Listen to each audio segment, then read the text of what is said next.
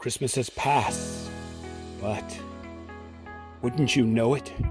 In the deep south of the United States, a place rarely seeing snow, the blizzard of 2025, the first ever, strikes the area.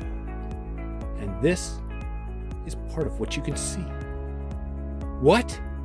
Lo and behold, a man using the roof of his house as a ski slope.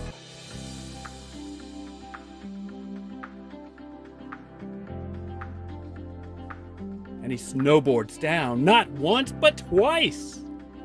Ooh, what people would do who rarely see snow.